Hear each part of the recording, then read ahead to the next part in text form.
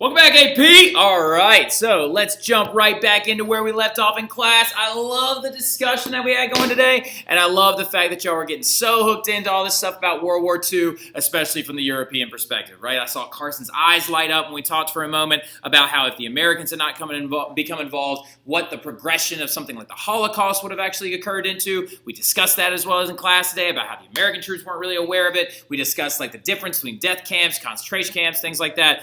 We discussed the methods used, which are like terrifying words to use and an absolutely somber part of history, and something that we hope and pray that we now, with the study of history, can prevent if something ever looks like it may occur like that again. We also discussed, though, how Hitler is going to have a major turning point when he launches Operation Barbarossa, B-A-R-B-A-R-O-S-A. Barbarossa is when he invades Russia. And we discussed how the holdup of Stalingrad, Leningrad, and Moscow are going to prevent the Germans from being able to conquer Russia's major three industrial sectors.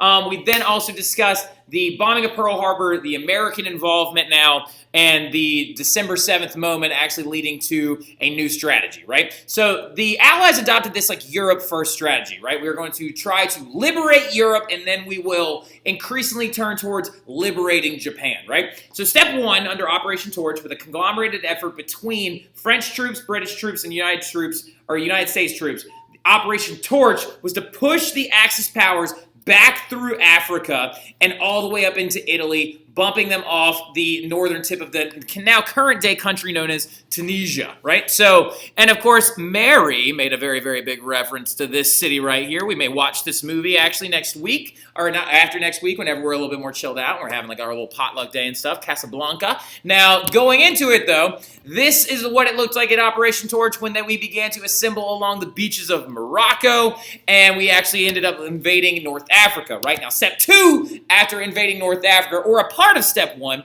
meanwhile, the Soviets were meant to hold off the Germans in Stalingrad and Leningrad, and like we said, they survived in this moment by eating things like rats and wallpaper, right? And a part of step one was majorly important. This right here, that is Leningrad. By year 3, Leningrad. The look of these cities being destroyed by German artillery strikes and Russian soldiers were the people that were able to hold on and prevent the Allies from pushing forward. And this, of course, right here is actually in Stalingrad, and Russian soldiers trying to show that they will never relent and never surrender, right? And this right here is actually another image as well of some of the bombed out parts of Russia and how they refuse to relent or give in to Nazi threats or Nazi bombardments during the bombardments of Stalingrad, Leningrad, and Moscow, right? It's very important that we remember that the Russians did not relent, did not surrender, and also are a major person to thank for the victory of World War II. Now, big thing though, also, step two, move up through Italy, right? Push them from North Africa up into Italy, up, and push them all the way back into Germany and what was formerly Vichy Free Zone France, right? So, because the Germans are going to, of course, take Vichy France during the Operation Torch period. Hold on one second.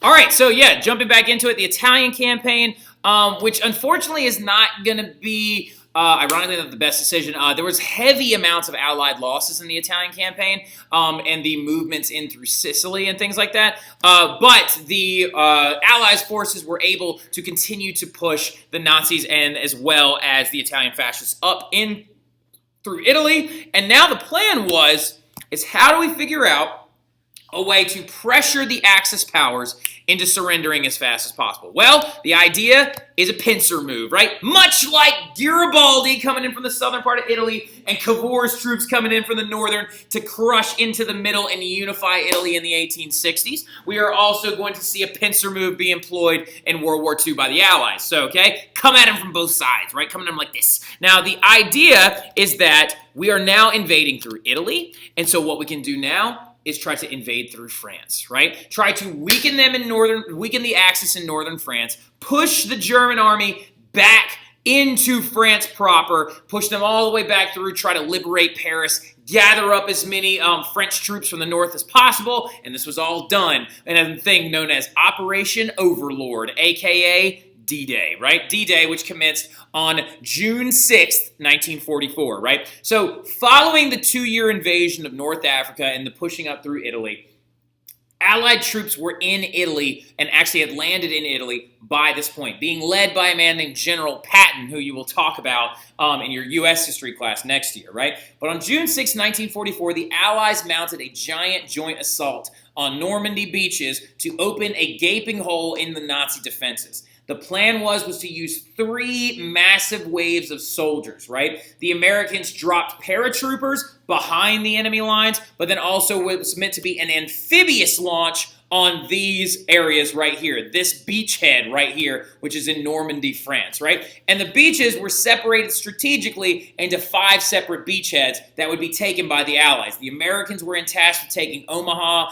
and Utah, and the plan was to go out. Utah and Omaha were right here, and then there was Gold, Juno, and Sword, the other beachheads as well. And this massive Allied joint attack was done by air, as you can see, with the paratroopers being dropped in, as well as by sea through an amphibious assault. And what I mean by an amphibious assault is like this. An amphibious boat, a troop carrier, would pull up onto the beachheads, let down their front, and the troops would come flying off, actually run and rush the beaches. And these are actually pictures from D-Day itself. And only 2 waves were used, but due to a lot of casualties occurred, and there is a beautiful memorial in northern France, and it's one of the top 10 places I need to go see before I die, to D-Day and to this amazing effort, to these brave men that stormed the beaches on this day to try and push the Nazis back into France and try to push them away and then keep advancing into Germany. It's an insane day. To put it lightly, it's one of the most bold moves and most heroic acts by any group of military that I've ever studied, right?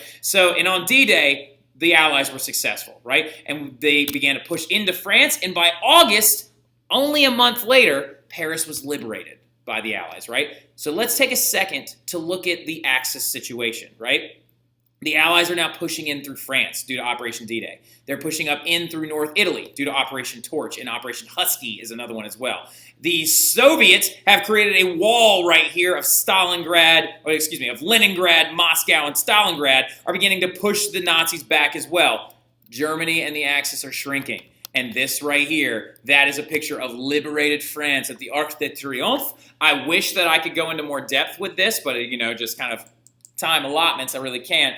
The resistance that was occurring inside of France, actually going against Nazi soldiers, giving intelligence and things like that to the Allied authorities outside of France is absolutely wild, okay? So, but going into it, though, then there's going to result a massive, massive joint attack known as the Battle of the Bulge, right? The Battle of the Bulge is going to occur from December to January of 1945, which occurred inside of Belgium, right?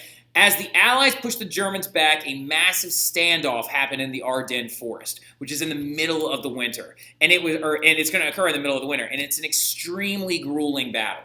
It is considered to be one of the most morose, intense, and albeit, honestly, just frightening battles of World War II, mainly due to the weather, and also due to the fact that the American and Allied troops were running so deeply out of supplies. And here's the other coincidental part. The Ardennes Forest is a part of the former Rhineland that Hitler militarized, violating the Treaty of Versailles in the first place, right? But as the Allies pushed the Germans back, this massive standoff occurred in the Ardennes Forest, and a group of Allied soldiers who were massively undersupplied managed to hold on and push the Germans back when the weather eventually broke. And the reason why it's called the Battle of the Bulge is because the weather itself was so poor that as the troops began to advance, and they began to advance in different directions, the line bulged out. And actually, the Allies pushed finally into Germany and stepped foot for the first time in Germany.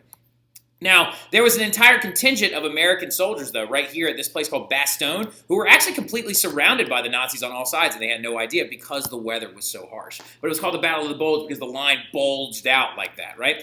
Then, almost immediately after the Battle of the Bulge, following the troops pushing into Germany now, by the spring of 1945, the Russians on the eastern side of the front begin to push into Berlin, which of course we know is the German capital, right? The Allies are pushing into the east. They're also pushing up through Italy, and they're coming now in through the west. So what happens? Benito Mussolini will be shot and killed by his own people. Italians actually hold him accountable and say that you have led us down this path and you have led us to ruin. So they shoot and kill Benito Mussolini and hang him from a gas station roof and beat him and his conspirators to death, right? So this is Benito Mussolini's hanging body, right? So Italians actually shot and killed Benito Mussolini. Hitler would then go into a bunker after numerous times of him almost being assassinated by his own men. And he would go down there with his new wife, Eva Braun, and their dogs, where they all committed suicide. Hitler took a cyanide pill and shot himself, right? And in this room, the Germans would then take his body and burn his body, and the only remaining part of Adolf Hitler that was used to prove his death was his jawbone, right? So I think that needs to be added to the list. Hitler's jaw, right? So, but that was the only thing left. And actually, French scientists have confirmed that it was his, right? So they actually recently have confirmed that without a 100% shadow of a doubt that jawbone belonged to Adolf Hitler due to the construction of the teeth and then also due to the wear and tear on it. And when this all occurred, May 8th, 1945, becomes known as VE Day. Now, granted, just to give you a heads up, there was some contingents of SS officers who were refusing to surrender. They were hiding in places like the mountain ranges of Germany and things like that, and the Allies kept having to hunt them down and push them out. But a heavy amount of these Nazi sympathizers, the SS officers, Goebbels, Göring, Heydrich, Rommel himself, actually ended up committing suicide as well to avoid being held accountable for their war crimes, right, which would actually happen after all this at the Nuremberg trials, right? Now, on May 8th, 1945, though, victory would be proclaimed in Europe, right? And now moving on, though, then you have your Pacific Theater, right? And we'll brush over the Pacific Theater real quick just because it is important to know. Turning to the Pacific Theater, though, the Allies had been, didn't really do the whole Europe thing first completely. They did actually adopt this strategy of island hopping that Rebecca Belanger so astutely just like grabbed onto and knew exactly what she was talking about in class. You have some major battles that were occurring even before D-Day. Battle of Midway actually happened in 1942. Battle of Guadalcanal actually was commenced in 1942. The Solomon Islands as well. But the island hopping strategy is very important because the Allies adopted this, particularly the Americans, by launching what they had left of the Pacific Fleet out of Pearl Harbor. The idea was to just hop from one island to the other to then get as close to Japan as possible, right? Now, land sieges would occur in this island hopping idea because most of these battles, Midway, Guadalcanal, and the Solomon Islands, were done with artillery guns from naval vessels or with bombing runs from airplanes, right? A couple of the land sieges, though, were on some of the larger islands, Iwo Jima and Okinawa, right? Iwo Jima, of course, you know the siege of Iwo Jima with this very, very famous photograph here showing the planting of the flag at the top of Iwo Jima, right? And this right here, of course, is from Okinawa. These are American troops pushing through Okinawa. And actually, a really, really intense thing that happened, the Japanese were refusing to relent and refusing to surrender. Of course, this goes back to Japanese culture, going all the way back even when we talked about the Russo-Japanese War. The Japanese army does not surrender. They do not take humility in defeat, right? So also several new weapons were going to be adopted. The flamethrower was a weapon that was heavily used in the island hopping scheme. And the idea then became put forward, when we get close enough to Japan itself, which is located right here, do you invade Japan directly by land, or do you try to do something differently? And it's when the Manhattan Project and the birth of the nuclear weapon is seen. The Manhattan Project was a secret project led by a group of former German scientists, Nazi scientists, now living in America, and one of them being this man, Roger Oppenheimer, right? They developed, using the ideas of Einstein, Curie, Rutherford, and Planck, developed the ability to destroy entire cities using a bomb that would actually fissure uranium atoms in a chain reaction that would release so much energy that it could decimate entire cities, right, and populations of people. And this secret campaign would lead to scientists creating the nuclear bomb, right? And FDR, something you need to know, actually died April 12th, right after, right before the VE Day was even called, right? So before World War II was even won In Europe, FDR had already died. Harry S. Truman would rise to the presidency in this moment, and he made one of the most controversial decisions that many historians still debate: the dropping of nuclear provisions on 2 separate Japanese cities. The first one dropped was actually Little Boy, which was dropped on the city of Hiroshima, August 6th, 1945, very, very soon after, as you can see, the victory in Europe. And Fat Man, the larger of the 2 regulations, the bigger megaton bomb, was dropped on Nagasaki, August 9th, 1945. And the death toll created 200,000+ citizens of Japanese descent died during these bombings. And Japan surrendered September 2nd, 1945, immediately after, right? And so if you really look at World War II from an overall perspective, it's believed that the World War II cost the lives of 85 to 100 million people, most of them being from Europe, most of them being Soviets. 3 to 5% of the entire world population died in this process. Land on multiple continents would be destroyed and would be irreparably damaged. These pictures right here are of the aftermath of Hiroshima and Nagasaki, as you can see, and their entire populations of people were just destroyed.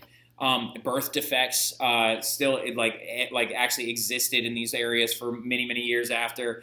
Some people died from exposure because cancer actually from the radiation caused by the nuclear armaments is on their own. And when you really think about it, why did all of this have to happen? Well, all of this happened due to the fact that the rise of powerful figures using an ideology of hate. And so we're going to stop there, and we will pick up with our crash course on Unit 9 in a series of 3 flips that will come after this to get you ready for the AP test. We will have 3 flips that talk about the aftermath of World War II, the Cold War, and then modern-day Europe with the creation of the European Union going into your AP test next Friday. And needless to say, for your last academic flip, for your last test, words do not explain how proud of y'all I am. And I'll see y'all soon. I'll see you guys tomorrow morning when we review. You guys have impressed me nonstop all year, and I just wanted to say thank you. So I'll see y'all soon, okay? Y'all have a good one.